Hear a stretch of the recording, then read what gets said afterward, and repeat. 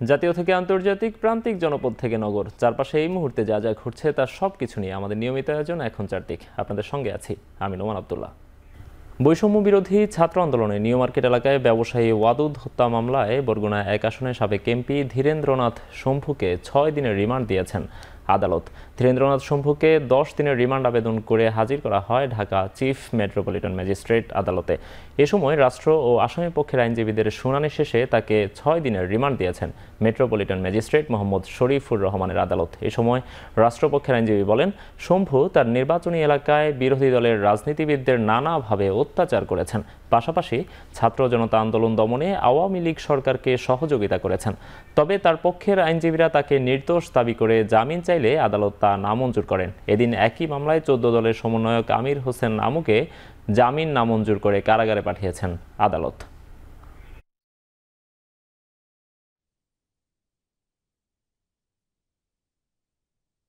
সে নিজে সরাসরি জড়িত এবং সে স্বজন সরাসরি জড়িত এবং 14 দলকে সে মিটিং করেছে, সব কিছু সে পরিকল্পনা করেছে।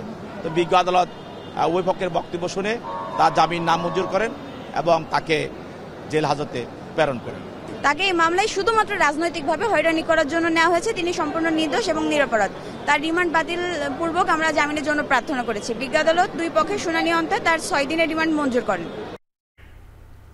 আন্তর্জাতিক অপরাধ ট্রাইব্যুনালের মামলায় ভারতে পালিয়ে যাওয়া সাবেক প্রধানমন্ত্রী শেখ হাসিনা ও পলাতক আওয়ামী লীগ নেতাদের গ্রেফতারে ইন্টারপোলের রেড নোটিশ জারির বিষয়ে পদক্ষেপ নিতে পুলিশ মহাপরিদর্শককে চিঠি দিয়েছেন চিফ প্রসিকিউটর মোহাম্মদ তাজুল ইসলাম। দুপুরে এক ব্রিফিংয়ে এই তথ্য জানান তিনি। সময়কার যিনি প্রধানমন্ত্রী ছিলেন, যিনি এই মামলার আসামি, পলাতক আছেন, দেশের বাইরে আছেন, শেখ হাসিনা, তার বিরুদ্ধে গ্রেপ্তারি পরোয়ানা পেন্ডিং আছে, কিন্তু বাংলাদেশের জুরিসডিকশনের বাইরে তিনি চলে গেছেন। সেই কারণে আন্তর্জাতিক পুলিশিং সংস্থা হিসাবে ইন্টারপোল যাতে তাকে গ্রেপ্তার করার ব্যবস্থা নেয় এবং অন্তত তার ব্যাপারে রেড অ্যালার্ট জারি করে, সেই ব্যাপারে আমরা রিকোয়েস্ট পাঠিয়েছি। যাদের বিরুদ্ধে অকাট্য প্রমাণ পাবো আমরা, আমাদের তদন্ত সংস্থা পাবে, জুলাই আগস্টের গণহত্যার অ্যাট্রোসিটির সাথে, নিষ্ঠুরতার সাথে যারা জড়িত ছিলেন তারা কেউ ছাড় পাবেন না। কিন্তু কোনো নির্দোষ অফিসার যাদের সম্পৃক্ততা তদন্তে সঠিকভাবে না পাওয়া যাবে তাদেরকে আমরা কোনোভাবেই এই আদালতে বিচারের মুখোমুখি করব না।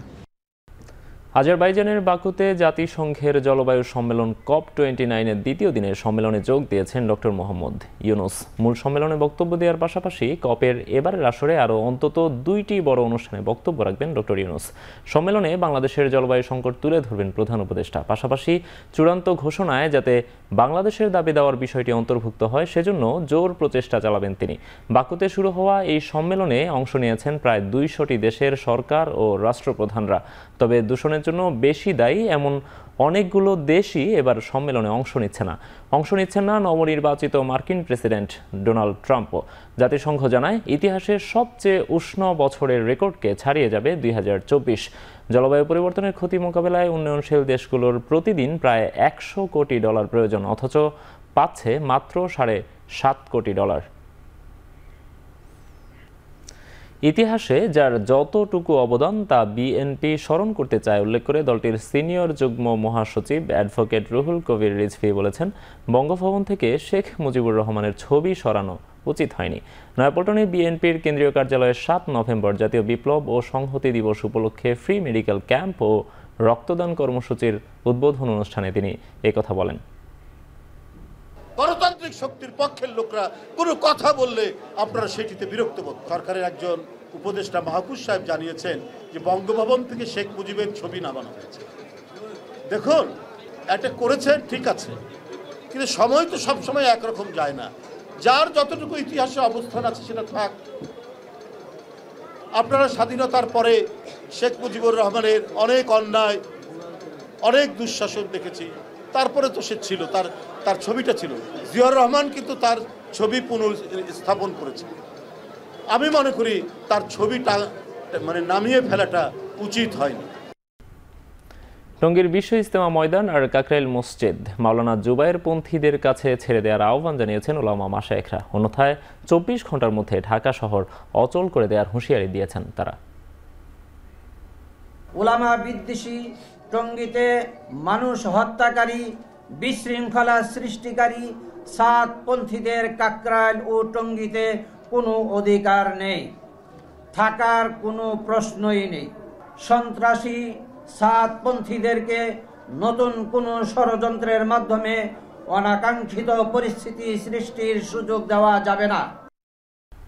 শ্রম ও কর্মসংস্থান মন্ত্রণালয়ে শ্রমিকদের বকেয়া বেতন ইস্যুতে সমঝোতা হওয়ার পর স্বাভাবিক অবস্থায় ফিরেছে শিল্পাঞ্চল গাজীপুর। প্রায় সব কারখানা খুললেও বন্ধ রয়েছে টিএনজেড গ্রুপের 5টি পোশাক কারখানা।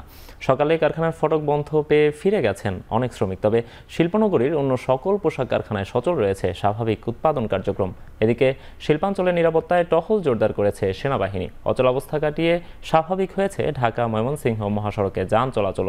এর আগে সোমবার রাতে শ্রমভবনে ত্রিপক্ষীয় বৈঠকে টিএনজেড গ্রুপের 31 জন শ্রমিক প্রতিনিধি, বিজিএমইএ নেতৃবৃন্দ ও শ্রম মন্ত্রণালয়ের কর্মকর্তাদের সর্বসম্মতিক্রমে সমঝোতা চুক্তি স্বাক্ষরিত হয়। এতে বলা হয়, আগামী 17 নভেম্বরের মধ্যে শ্রমিকদের সেপ্টেম্বর মাসের এবং 30 নভেম্বর অক্টোবর মাসের বকেয়া বেতন পরিশোধ করা হবে। আমদানি শুল্ক কমানোর পর দাম কমার পরিবর্তে আবারও অস্থির দেশের আলুর বাজার। 2 সপ্তাহের ব্যবধানে কেজিতে 15 টাকা পর্যন্ত বেড়ে বিক্রি হচ্ছে আলু। এতে বিপাকে ক্রেতারা। মৌসুমের শুরু থেকে চট্টগ্রামে নিয়ন্ত্রণের বাইরে আলুর দাম। গত 2 সপ্তাহে পণ্যটির দাম কেজিতে বেড়েছে 15 টাকা। পাইকারিতে প্রতি কেজি আলু 58 থেকে 60 টাকায় বিক্রি হলেও খুচরা বাজারে বিক্রি হচ্ছে 70 টাকার উপরে। বাজারের পাইকাররা বলছেন, বর্তমানে হিমাগারে থাকা আলু সরবরাহ শেষের দিকে। একই সঙ্গে পাইকারি বিক্রেতারা চাহিদা অনুযায়ী আলু সরবরাহ পাচ্ছেন না। অন্যদিকে অতিবৃষ্টির কারণে আলুর বীজ রোপণে দেরি হওয়ায় বাজারে আগাম আলু আসতে দেরি হচ্ছে। ফলে অনিয়ন্ত্রিত আলুর বাজার। তবে আগামী 1 মাসের মধ্যে নতুন আলু বাজারে আসলে দাম কমে আসবে বলছেন তারা। এদিকে মানিকগঞ্জে সপ্তাহের ব্যবধানে খুচরা পর্যায়ে আলুর দাম বেড়েছে কেজিতে 10 টাকা পর্যন্ত। গেল সপ্তাহে সাদা আলু 68 থেকে 70 টাকায় বিক্রি হলেও বর্তমানে বিক্রি হচ্ছে 80 টাকায়। আর লাল আলু সপ্তাহের ব্যবধানে 8 টাকা বেড়ে বিক্রি হচ্ছে 75 টাকায়, যাতে ক্ষোভ প্রকাশ করেছেন ক্রেতারা। তবে ভিন্ন চিত্র হিলি স্থলবন্দরে। বন্দরে বেড়েছে আলুর আমদানি। চলতি মাসে আমদানি হয়েছে 10,000 টন আলু। ফলে সপ্তাহের ব্যবধানে কমেছে আলুর দাম। নিরাপদ সড়ক নিশ্চিতের অঙ্গীকারে চট্টগ্রামের রোড শো ও লিফলেট বিতরণ করেছে চট্টগ্রাম বিআরটিএ। মঙ্গলবার সকালে নগরীর অলঙ্কার মোড়ে এই কর্মসূচি পালন করা হয়। ছাত্র জনতার অঙ্গীকার, নিরাপদ সড়ক হোক সবার স্লোগানে এই কর্মসূচিতে বিআরটিএ ছাড়াও নিরাপদ সড়ক আন্দোলনের নেতৃবৃন্দ ও সাধারণ মানুষ অংশ নেন। জাতীয় নিরাপদ সড়ক দিবস উপলক্ষে এই আয়োজন করা হয়। এ সময় নিরাপদ সড়ক নিশ্চিতে লাইসেন্স ছাড়া গাড়ি না চালানো, যত্রতত্র যাত্রী ওঠানামা না করানো, সড়ক পারাপারে ফুটওভার ব্রিজ ব্যবহার সহ বিভিন্ন বিষয়ে যাত্রী চালকদের সচেতন করা হয়। এ সময় বিআরটিএ কর্মকর্তারা জানান, যথাযথ নিয়ম মেনে সড়কে চলাচল করলে দুর্ঘটনা ও প্রাণহানির সংখ্যা অনেকটাই কমানো সম্ভব। এছাড়া নিরাপদ সড়ক নিশ্চিতে সবাইকে সহযোগিতার আহ্বান জানান তারা। যশোরের জিকরগাছায় বোমা মেরে ও নৃশংসভাবে কুপিয়ে যুবদল কর্মী হত্যা মামলার 2 আসামিকে গ্রেফতার করেছে র্যাব। সোমবার রাতে খুলনা ও ঝিনাইদহে অভিযান চালিয়ে তাদের আটক করা হয়।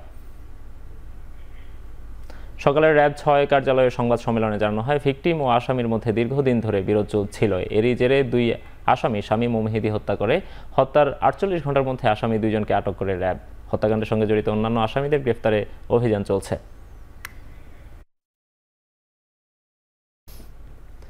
আবারও অস্থির হয়ে উঠেছে ভারতের সংঘাত কবলিত উত্তর পূর্বাঞ্চলীয় রাজ্য মণিপুর। থানায় হামলা জেরে পুলিশের পাল্টা অভিযানে বন্দুকযুদ্ধে প্রাণ গেছে কমপক্ষে 11 কুকি বিদ্রোহীর। প্রাদেশিক রাজধানী ইম্ফালেও পাহাড় থেকে গুলি ছুড়েছে কুকিরা। অস্থিরতার জেরে জারি করা হয়েছে কারফিউ। সোমবার মণিপুরের জিরিবাম থানায় দুদিক থেকে একযোগে হামলা চালায় বিদ্রোহীরা। গত কমাসে বেশ কয়েকবার হামলার শিকার হয়েছে জিরিবাম জেলার এই থানাটি। থানার পাশে একটি শরণার্থী শিবিরও হামলাকারীদের সম্ভাব্য লক্ষ্য ছিল বলে ধারণা করা হচ্ছে। থানায় হামলার পর 400 মিটার দূরের একটি এলাকায় বাড়ি ঘরে আগুন দেয় দুর্বৃত্তরা। এ সময় নিরাপত্তা বাহিনীর পাল্টা অভিযানে শুরু হয় বন্দুকযুদ্ধ। অভিযানস্থল থেকে রকেট প্রপেলড গ্রেনেড, রাইফেল সহ বিভিন্ন অস্ত্র জব্দ করেছে নিরাপত্তা বাহিনী। নিহতদের গ্রাম স্বেচ্ছাসেবক দাবি করে কুকি নিয়ন্ত্রিত এলাকাগুলোতে শাটডাউন ঘোষণা করেছে কয়েকটি কুকি নাগরিক সমাজ সংগঠন। সপ্তাহখানেক ধরেই জিরিবামের পরিস্থিতি উত্তপ্ত। হামলা চালাচ্ছে মেইতেই বিদ্রোহীরাও। নজিরবিহীন বায়ু দূষণের কবলে পাকিস্তান। প্রতি ঘনমিটার বাতাসে ধাতব কণার পরিমাণ নিরাপদ সীমার 190 গুণ। দূষণের জেরে অসুস্থ হয়ে হাসপাতালে ভর্তি লাহোর সহ কয়েকটি শহরের কয়েক হাজার মানুষ। বন্ধ পুরো প্রদেশের সব স্কুল। স্থানীয় সময় মঙ্গলবার